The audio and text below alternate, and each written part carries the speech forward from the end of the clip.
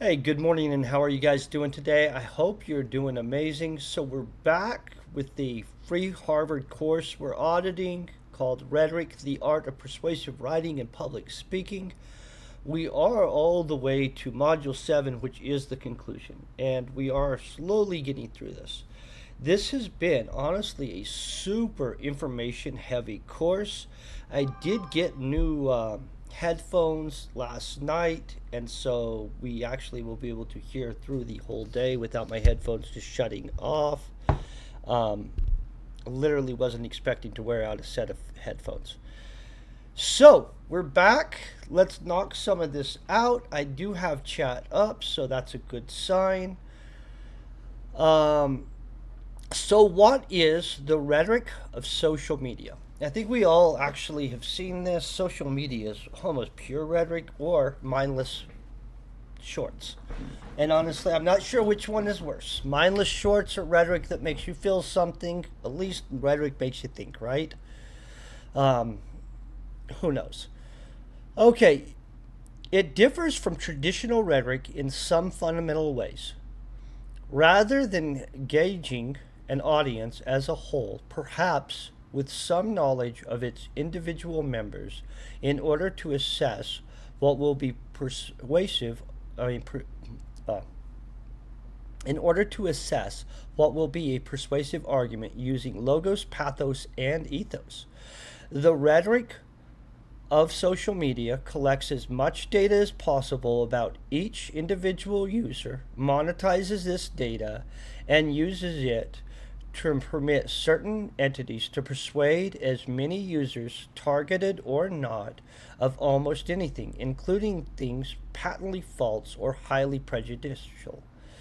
Um, I think that there are some people that are able to scrutinize what they're taking in. So I don't believe that any one thing, but I do believe for the most part, on the right day, we're all foolable, right? Two, unlike older notions of free speech, which were limited to direct voice, print broadcast, or the weaker cable television standards, social media penetrates not only every household, it penetrates your pocket or your pocketbook. It is ubiquitous, and if you have an account and use it at all, inescapable. I think I've known people that have gone off social media, had accounts, and just decided that they were done with it. So, but the amount of information that I think we take in our modern society is insanely impressive. I think the previous generations were not actually facing the amount of information overload that I think the current generations are, just to be honest. I knew I grew up in a much simpler time because I was born and actually got to grow up in the 80s. And so, like, none of this was around yet. It was all coming into the world. And so, I will have to tell you, we played outside a lot. Like, a lot. Like, that was what you did. There was no phones, there was no anything like, mm-mm. I mean, there were phones, but we didn't play on them. You would call your friends at night and sit there like hooked to the cord. It was just different world. Unlike traditional rhetoric, which is limited, has a limited time, venue, or often place to make an impression on any audience or individual, social media is constantly available. Unlike traditional rhetoric, in which the audience is often fully aware of its own community and of experiencing something together as a community, a presence, social media is a highly individualized, private experience capable of creating new communities of people who have, in fact, never met before and often never will, but still know each other and are awesome. Okay. The rhetoric of social media is more mediated than all other forms of rhetoric. Is it? Okay, I'll go along with them. I mean, if they're going to sit here and tell us that studies show that, so just wanted to double check chat, guys. Sometimes I don't trust it all the way. It is working. That's good to know. Okay, study after study shows that the more mediated a communication is, the more liable it is to be less true. Really? Okay, although not less trusted. In fact, many people often trust social media posts, ads, and messages more than they do a personal conversation with someone they already know. Because the person they already know has already broken their trust in some case, or they think the person's an idiot. I mean, if you trust strangers more than the people you hang around with either the wrong people or I don't know, something's going on. They may trust it more than a news outlet. That they actually should, because the news outlets lie on a constant basis and get caught on it. That's why they have to issue retractions on all their stories all the time. They boldly push propaganda. I don't trust the media. I would double check anything they say more than a random post from some dude in. I don't want to be offensive. I was just trying to figure out some random town to mention. But a random town anywhere on Earth, I would trust. Yeah, the news is not proven trustworthy, guys. They may trust it more than the news outlets that have high stand. No, they don't. And rigorous editorial processes to allow through any propaganda that suits their narrative. And their attitude may have been formed because social media posts told them to distrust the lamestream or traditional media. Actually, statistics have told us to distrust the traditional media. If you guys would like, I could pull up tons of times when news agencies faked stories, out and out lied about them, or just flat attributed information in a way that changed the entirety of the story. Happens all the time. They get sued for millions and millions of dollars. They issue almost daily retractions to stories, and for sure, you should not trust the media. I'm not saying you should trust anybody else either. Like government officials, probably wouldn't trust them right off the bat. Wouldn't trust the media right off the bat. Social media posts, probably shouldn't trust them right off the bat. On social media, it is we who are providing the content, in effect, doing the labor. And yet it is we who are also being commodified. Is that a word? Commodified? I believe that that's meaning to be turned into a commodity, but because I've never seen this word before, I'd like to double check. Excuse me about that. Oh yeah, to treat somebody as commodity.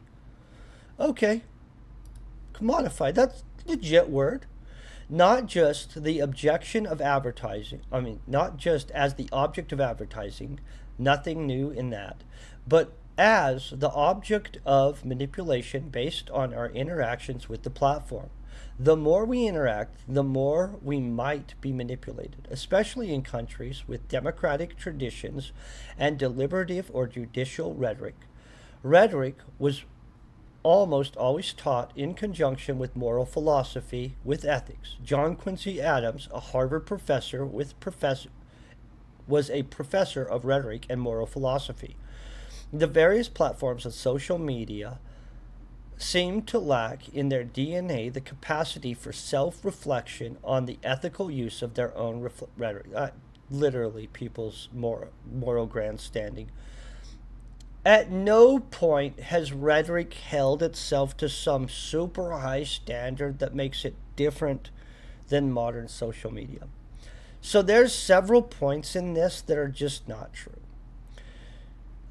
It's okay, the majority of it is, but like the other thing, so back here even, where it talks about the time limit on traditional rhetoric compared to our modern stuff that's constantly available, way back in the Lincoln debates and stuff like that, they made, I believe I'm not sure what year the recordings start, but records are made, and people literally played people's speeches at one point. And I'm not sure if it was all the way back to Lincoln's stuff, but really right around the area of Lincoln, the amount of rhetoric that became permanently enshrined went up. On top of that, to point out the very original rhetoric piece ever produced as a academic work, which I think is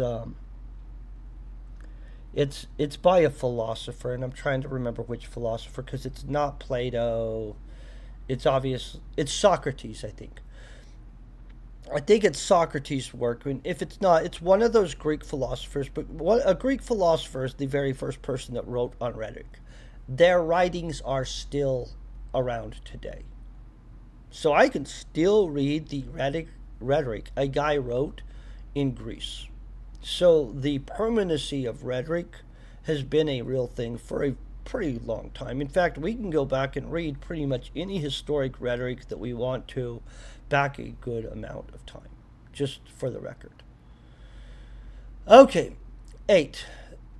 The vulnerable audience is the audience that feels that they have been cheated or ignored, that the systems is rigged against them. Insecure, open to disinformation, these audiences are found among the young, those who feel the world or their own country is changing for the worse, or often in rural populations away from the daily face-to-face interactions of the number of different kinds of people that are often found in large cities. This is absolutely not based on any facts and is literally just junk rhetoric.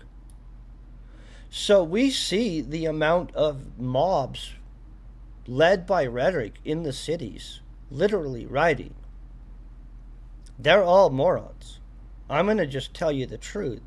It's not the rural communities that are doing that. It's the larger cities that supposedly have all kinds of different people that are being caught up in rhetoric, rioting and burning down their cities. That's not the rural people. That's the city people, guys. Rhetoric on social media can occasionally be enhanced or more often obscured, even producing falsehoods, by another motive that this is often not represent in its other uses of rhetoric. Money. Wait, hold on. Producing falsehoods. By another that's not true. Literally, you guys want to know something? The media, the actual traditional media, accepts tons of money from Qatar, a terrorist backing country, which then influences the way they cover things. How much money does Qatar contribute to the U.S. press? Watch this. Oh my gosh. Qatar gives frickin' tons, in fact, billions of dollars to influence the actual universities, the press, and everything else. So it's almost like you shouldn't trust the press either because they take a bunch of money from a foreign terrorist-backed country. I mean, I'm just saying, like, I wouldn't trust the media at all. You guys, they literally take money from terrorists. Like, just gonna be on. Also, by the way, Harvard takes money from terrorists. They're a big giant acceptor of money from terrorist states, and it absolutely influences not only their staffing decisions, but their internal policies. Honestly, Harvard overall, I actually don't think is a prestigious school anymore. Like, I get it, they are because everybody says so. But they're a bunch of legacy students, and maybe, 15% of the people actually deserve to be there? I mean, like, deserve to, or whatever, however you're going to think about it. But you know what I mean? Most of Harvard, especially if you watched this or go ahead and watch any of their classes, you'll notice that 90% of their class doesn't contribute crap. It's like one or two dudes that have some stuff to say and maybe a girl here and there. It's absolutely fascinating. Most of the classes, even in higher education, contribute very little. Rhetoric on social media can occasionally be enhanced or more often obscured, even producing falsehoods. By another motive, this is often not present in other uses of rhetoric. Money, which is a lie, because money has been involved in rhetoric since the beginning. The internet and social media platforms are not only places for personal communication or for political or social messages, they can be marketplaces too. Their language often involves economic motives, selling things. This is not confined to online ads. It can take form in subtle recommendations and endorsements, or even in advertisements disguised as news or editorials. That happens actually in the traditional media, too, by the way. The problem is one often doesn't know or perhaps should not trust the messenger. Oh, well, nobody should trust the messenger. You should verify anything you're hearing, guys. If there are thousands of ratings for a publicly available product, that's one thing. But if there is simply a statement by a star or celebrity, that's another matter. Why? Is that person being paid? One should assume so. Okay. I agree with that part. Like, I don't really care if they're getting paid. I'm going to actually have to weigh it myself anyway. And just because somebody's getting paid doesn't mean they're lying to you. That's the other part that's incorrect with this. I mean, like, you could be paid to lie, and so if the number is significantly high, it's probably for a reason. But, like, somebody paid me $10 to say, hey, it's a good idea to learn about how finances work and try not to do stuff that's self harming to yourself. I think that that would be something we could all agree. And yet, I don't think somebody would have to pay me much to do that. To go in conflict with your beliefs or morals, I feel the amount of money goes up, right? And some people, hopefully, would just not conflict their morals. That's what we'd hope. On March 24th of 2020, Harvard College announced that it had joined TikTok, an app that is banned by India and Pakistan out of their concern for privacy and national security.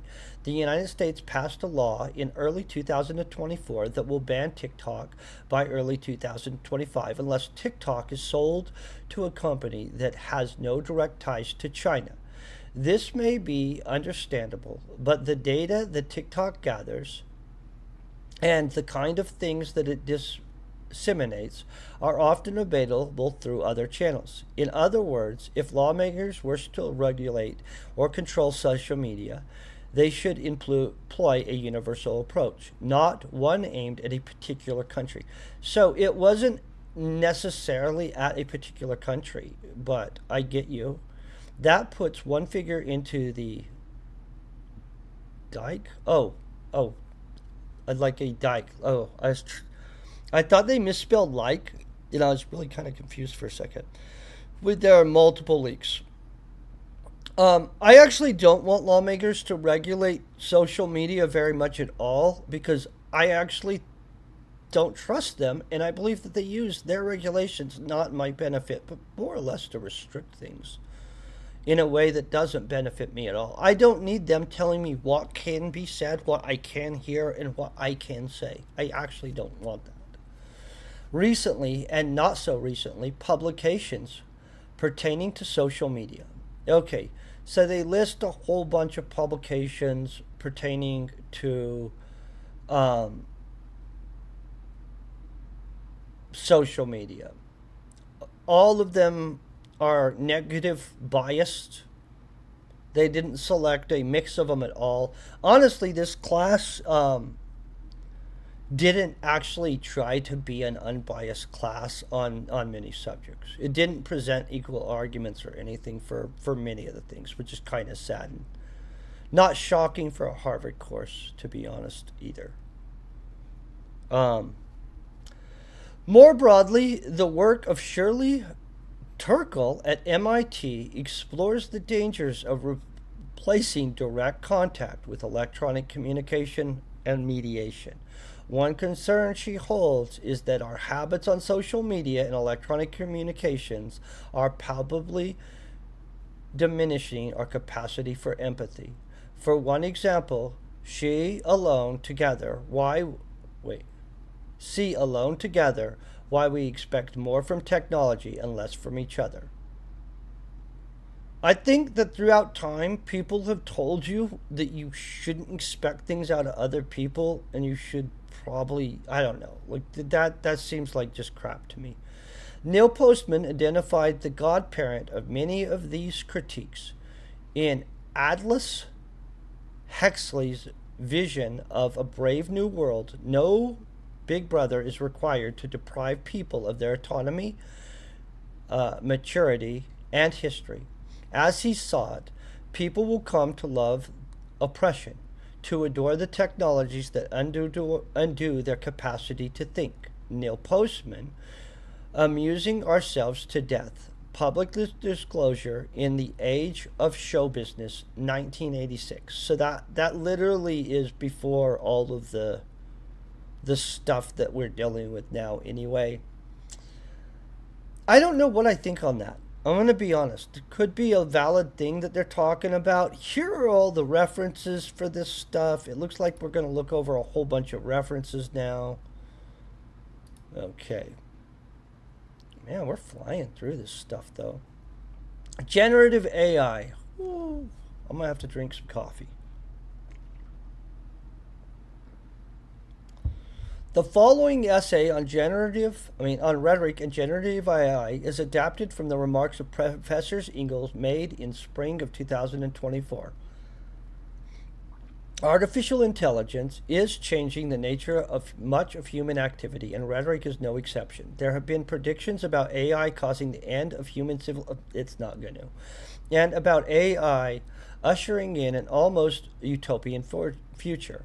I suspect it will do something in between. Certainly, AI will improve. Why? Because all machine learning tends to improve. At present, it is of some use in writing and speaking, but seems best fitted for more routine communications where originality, arguments, and inventive language are not needed. That's not true anymore. This is outdated. AI can make up some crap. What are some implications for rhetoric? In fact, I have used AI to win arguments multiple times by having AI find all the information on the other side of the argument, then looking over it, making sure it's real, and then using that information to win the argument. It's absolutely able to look at somebody else's argument and come up with a profound rebuttal. Using large language models that ingest huge amounts of writing from the internet, books, articles, and just about anything that can be found in any text, electronic or print, various programs are available to respond to specific questions or to produce writing on almost any subject. I have found these AI-generated texts to be mediocre quality. While generally free from serious grammar and spelling errors, they are often repetitive, even verbose, occasionally inaccurate, that's true, and only as good as the various other texts that the AI chat program has drawn on indiscriminately to produce its own work. And those various other texts themselves differ greatly in quality from poor to excellent. So the results in is often a bland C plus effort. Yes, the person using the AI program may prompt it to then redirect itself to refine certain points or to stress some above the others, but the ensuing result still seems quite undistinguished. If it states information or gives research citations, they must be checked thoroughly. That's legit. Can I tell you what? If somebody handed me a research paper, I would check that stuff too. If you trust somebody else's research, you're crazy. What these AI, and I'm not saying that you're going to go out there and reproduce every piece of research that you ever look at, but like a little bit of healthy skepticism is good in anything that you're analyzing or listening to, just so, for the record. What these AI programs provide is often an uncritical summary of or condensation of what many others have said.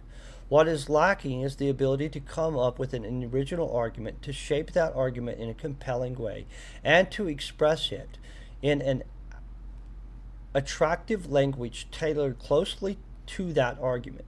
AI programs seem unable to employ arresting new imagery unable to employ arresting new imagery. Okay?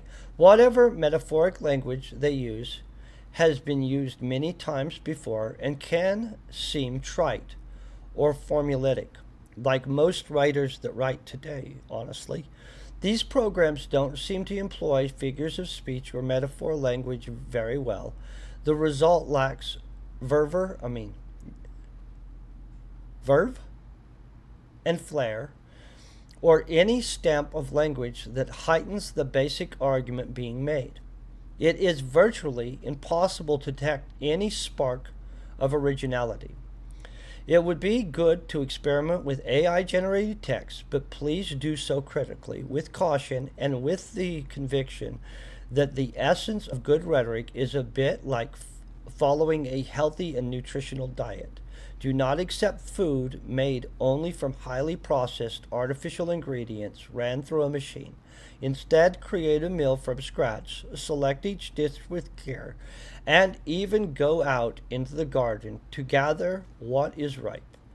Finally, AI as a writer or speaker has no reliable ethical compass. It is amoral. It can turn immoral, too. If the use of AI is to abide by or to promote any value, an informed and responsible human being must superintend any creation and control any reception. Okay. There's a lot of stuff right there. Notes from the field. Modern media. It is our hope that in completing this course, you have begun to appreciate the power of language. We hope you will make use of the power to advocate for the causes you believe in. We also hope that you have become more attuned to the way others use persuasive language. Media makers are incredibly skilled in the art of persuasion. As citizens and consumers, it is up to us to evaluate the arguments and separate logic from other modes of appeal. But what happens when those in power use rhetoric to manipulate or even mask the truth? How do we recognize our own biases while protecting ourselves from fake news? Now we're going to click this button and we're going to listen to this and we're going to hope that it's super exciting and good. It's short. I think it starts with questioning yourself. What media sources do I consult? Am I dependent on one source? Do I always just go to one outlet and read that and don't really question what I'm reading? Who are my friends? Who do I listen to? Where have I been? What places have I visited? That takes time, that's hard, but I do think that becoming a more critical consumer starts with questioning the sources that you are consuming every day. And so one easy fix or one easy thing that you can do is read the news, read an article, not just in one place, but what are the other 4 places saying about it? Am I reading the New York Times? Okay, but am I also reading Al Jazeera? Am I reading Agence France because Presse? If you don't read the terrorist propaganda, you're not really getting the full story. Grew up speaking at home or elsewhere. Yeah. Okay.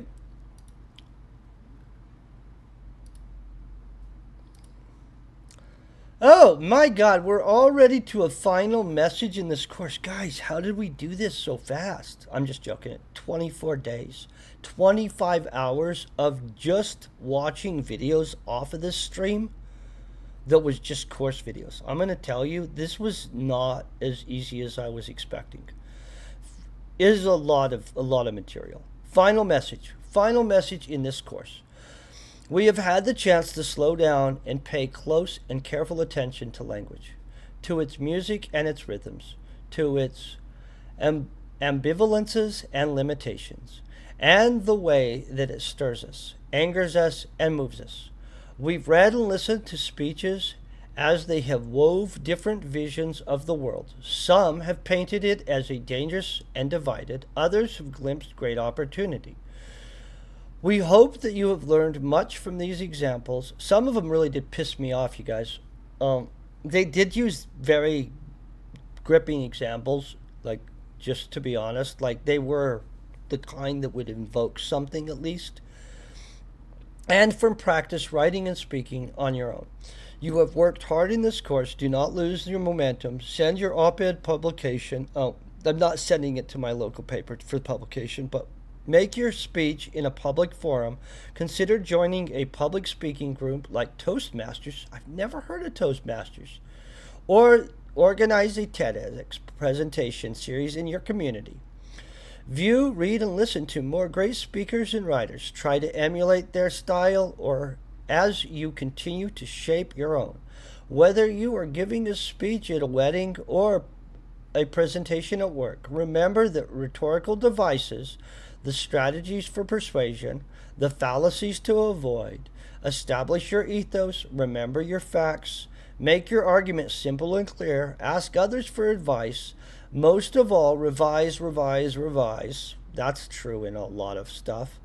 Whether you intend to persuade or challenge, condemn or praise, rhetoric is the skill of using language well. This skill will open a wide range of possibilities. It will help you achieve your aspirations and inspire others to reach their own. Language works. It's made from dreaming and it's made language works. It's made for dreaming and for sharing. Use it creatively, use it well. Oh, and we get to send feedback on this.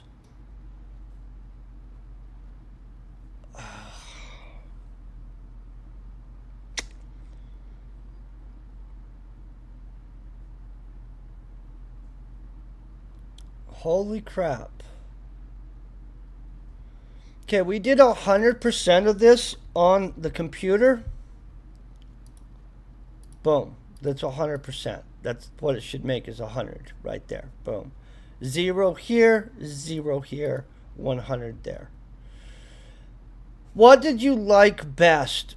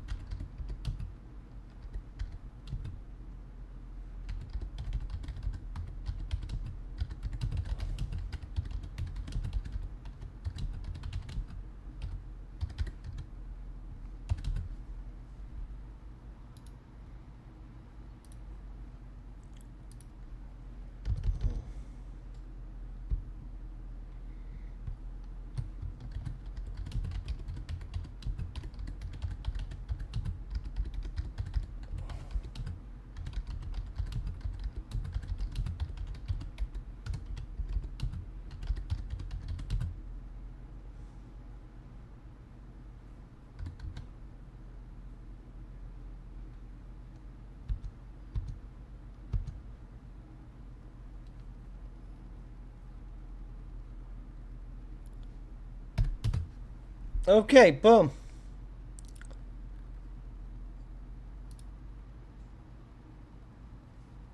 And we have submitted our survey. So, guys, I think we've just finished this course. I need to listen to a couple freaking lectures.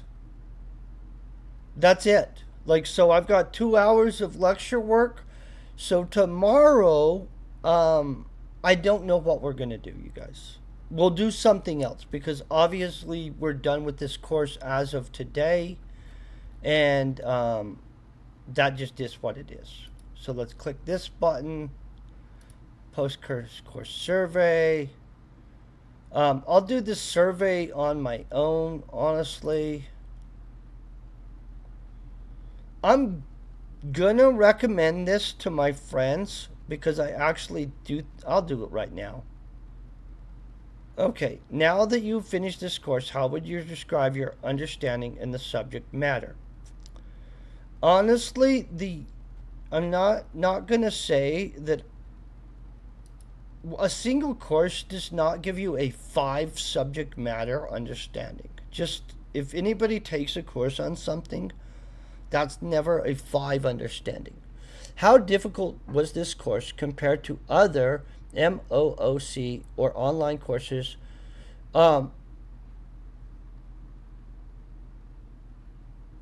It was actually more difficult than the last one I took. And in all honesty, it was reasonable. The videos were good. The assessments were good. The these were the readings were very good. The discussion forums, honestly, I absolutely thought were almost pointless. I didn't actually get anything. I'll put fair. I don't want to be a total jerk. I wasn't that impressed with certain parts of this. Now that you have finished the course and think about the interactions you have had with others in this course and the decisions with each lesson, how much, in your opinion, have your peers contributed to your... They did not. I absolutely didn't actually think that that part of the course was very impressive at all. Just going to be honest. The instructor, some of the kids in the classroom that were having discussions and stuff were excellent, and they legitimately were valuable. But the peers in this online courses, the stuff that they were writing in the discussion forums, half the time it was just, I am this random person from this place. Hi.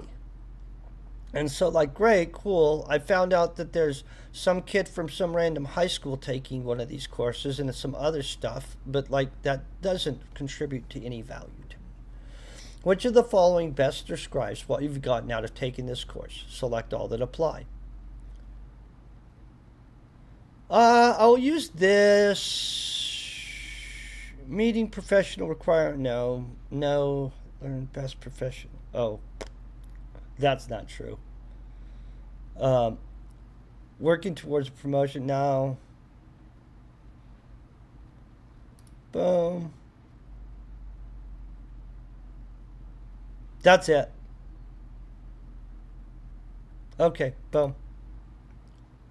Going through this fast, guys. Okay, what do we got here?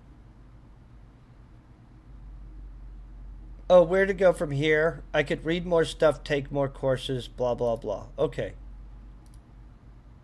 There it is. We're at the end. There's our thank you for taking a large course. Here's the biography. Skip through that. I just want to make sure that we got all this. I wouldn't want to tell you guys we went through all of it and then we didn't. Here's the filmography if you guys need that.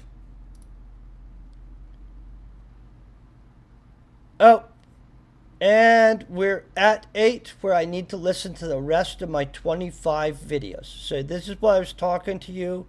There are 25 lecture hours. I actually have listened to most of them. I need to listen to 2 more hours. So I need to listen to lecture hour 24 and 25 left. We have finished out the course, though, for all other intents and purposes. I do want to thank you guys for hanging out this morning and for the last several mornings. I do hope you guys are doing amazing. We will take another college course later on.